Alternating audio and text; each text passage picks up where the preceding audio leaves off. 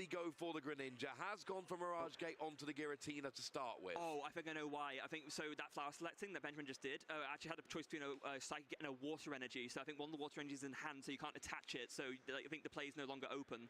And a Water Energy, so I think one of the Water Energies in hand, so you can't attach it. So but I think the play is no longer open. Together. That would have been great. So I think one of the Water Energies in hand, so you can't attach it. So yeah, there goes. There's one in the hand, and then there's one prize as well, must be.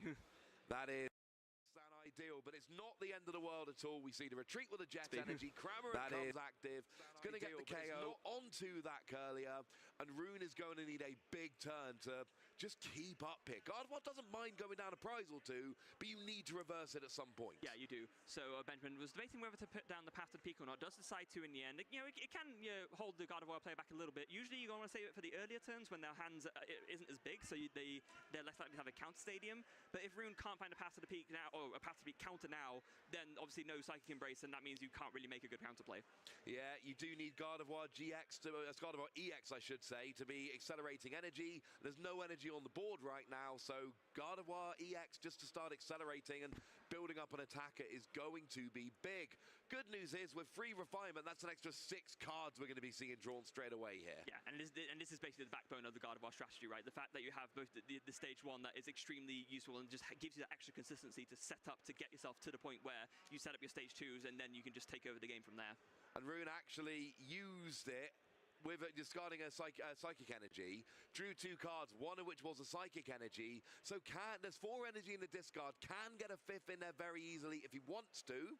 Doesn't have to, depends on exactly the play he's wishing to make and which which attacker he's going with.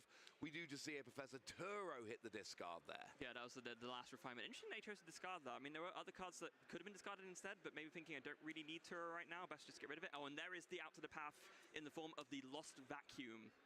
That'll work quite nicely. Cresselia comes down here. Cresselia always good for taking out stuff like those Comfey on the bench, getting some cheeky prizes.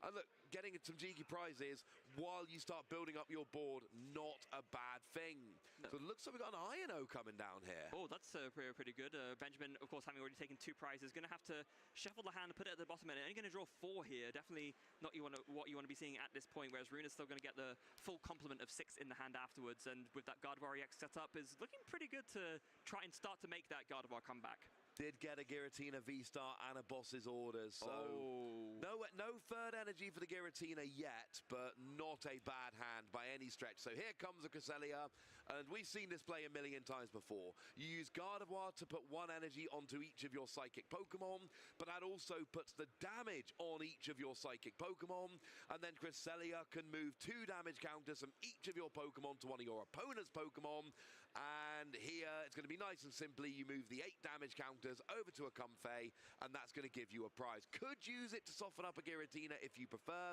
but a lot of the time this is just keep up with the prize race, take out a Comfey. Yeah, I mean, a lot of the time with the Giratina V-Star, you can attach enough energy with Psychic Embrace to carry it regardless, so yeah, probably makes more sense just to take out a Comfey here, cut off a extra consistency option for Benji. Oh, actually, no, okay. Does use it, soften up the Giratina. That is absolutely something we see. It is a valid play. It basically puts Giratina V-Star down to 200 HP, which makes it much easier to KO without having to really overextend and do those giant plays with lots of energy accelerated by Gardevoir and lots of damage. But here is the Boss's Orders onto a Refinement Curlier, and oh look, that Cramorant still there. Yeah, just like doesn't need to do anything else. It's just going to spit innocently over and over until, like, I guess Benjamin KOs every single Pokemon in Rune's deck, or the Cramorant gets KO'd. Oh, but there's another path to the peak. Yeah, that was drawn off of the Io as well. Like I say, Benjamin really didn't need much.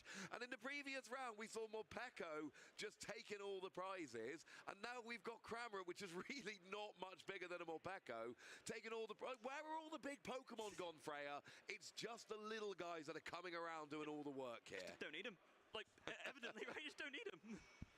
I mean, look, I feel vindicated here because I was bigging up Cramorant the second this game started, and Benjamin's just been taking all the prizes with the Cramorant. But we're starting to see the effect of not having access to all of those routes. Because in a game like this, even where you Mirage Step, being able to bench those routes to start recovering those Curlier and Gardevoir is huge.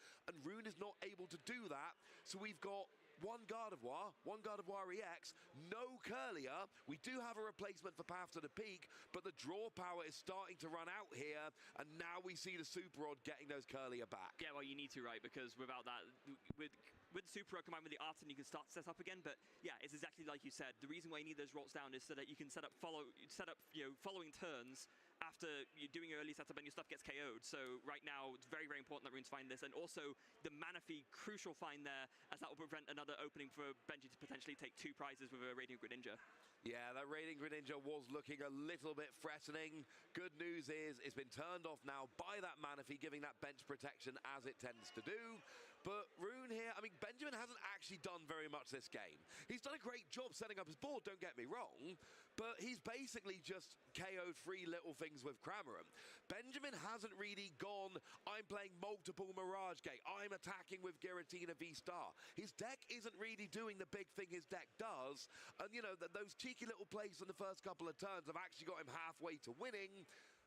And it's all because Rune has not been setting up well enough, and that Cramorant's been putting in the work. Yeah, exactly. So now Rune, I mean, for Rune to make the ideal comeback this turn, it would be, you know, a return knockout of 2 prizes, 2 prizes, 2 prizes. That's not possible right now. So instead, Rune is forced to Psychic Embrace to the Gardevoir, retreat again, and go into the Cresselia and go for moving more of the damage across and just trying to make a comeback that way. But it's really not what Rune wants to be doing this turn with that Moonglow reverse. No, it's putting 8 damage counters on the Giratina, so again, bringing that second Giratina V-Star down to 200 when it evolves, just making it much easier to KO without accelerating lots of energy. And because the problem is, if you start getting the big attacks with Gardevoir, you leave your own Pokemon on very little energy, or very little damage remaining, and that can just lead to easy KOs with stuff like Cramorant and especially Sableye if the Jirachi goes down. And that just makes it very, very awkward. Okay, there is a very small point here that's worth mentioning. Of course, Cresselia has just a little bit too much HP to be KO'd by Cramorant, so that's innocently only doing 110 right now. It's not quite enough. So actually, Rune may have just bought himself a turn here. I was assuming Benjamin was going to try and go for something like a Boss's Orders, but it was not available. And yeah, that was one of the key points here. Cresselia's got 10 more HP than Cramorant can pull off, so yeah, Cramorant finally thwarted. Didn't take a prize last term.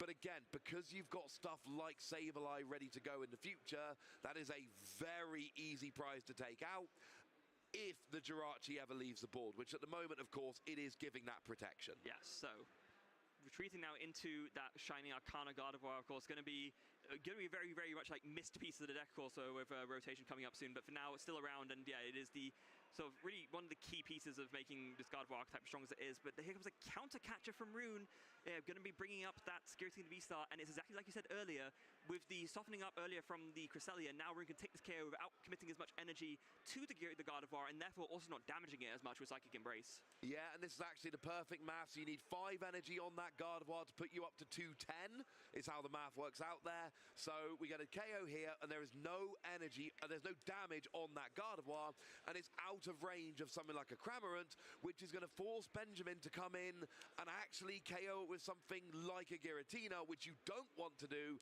And oh yeah, there's no undamaged Giratina on Benjamin's side of the board. Yeah. So Rune still very much on the back foot here, but setting up these KOs very, very nicely, and that is why you soften up the Giratina. Yeah. So I'm sure what Benjamin would love to do here is find a way to take out that Jirachi, then you can just finish the game by doing Sableye and KOing the Cresselia and the Mana Fee. That's a very easy game plan to go for, right? So going to be a Pokegear here to see what he's able to find. There's the Sableye, of course, can't take that, but there is a Chorus Experiment. That's good, but we need some kind of gusting, really, ideally. There are 2 Boss's Orders in the deck. I think one's gone already, but I believe there should be a second one unless I've missed it. But this is where the game gets super awkward, right? Because Benjamin is on the front foot, but now we've reached that point that Gardevoir wants to be in. Hey, I've got 140 HP single prize Pokemon with no damage on, and you can't use Sableye, and you've got a damaged Giratina. What are you going to do? Yeah. Because if you use your Giratina to KO my Gardevoir, well, you go down to 2 prizes, but I'm then going to KO your Giratina and go down to 2 prizes. Then we're even. You know, Boss's Orders you just mentioned. Yeah. It's there in the Chorus Experiment. Oh, Well, that is unfortunately too late. You cannot play 2 supporters in one turn, because that would have been the dream here. Using Boss's orders to take out the Jirachi, and then, like you say, Sableye finishes out the game, job's a good one. Not a possibility here, just coming in a little bit too late.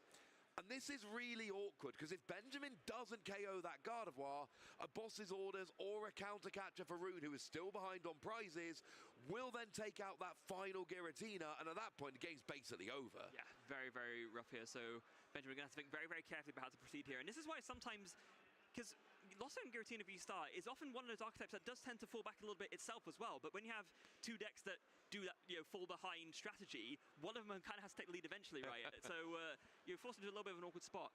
But there is another Giratina V going down there. This one, of course, fully fresh, so won't be able to KO it anywhere near as easily. But can Benjamin even do anything else this turn? No, it's just a pass. It is just a pass, and that is going to be a pretty big deal here. I mean, it's 2 or 3 attacks for Rune. We know you can extend and get that Giratina, but it becomes super awkward to actually try and do so. You got 5 on there at the moment, so your Gardevoir's hitting 210. So you can get the Comfey very easily, but you really want to go after that bench. I mean, honestly, the bench Giratina V here would be perfect. That would be the dream. Yeah, because that's the thing that's the bulkiest right now, right? Especially once it evolves. So if you can just KO it, then... Oh, he's got counter catcher! Oh, that's a huge find! And you can manually attach an energy here from the Fog Crystal, and then you're hitting 240, which is enough to KO the Giratina V. So and then, of course, there's only 1 Giratina, and it's heavily damaged and much easier to KO. Yeah. Oh, there might not be any Psychic Energy left in the deck, so it might have to be a Psychic Embrace. But I mean, it's still fine. It's not right? I mean, weirdly, it will actually bring Gardevoir into Cramorant Ray.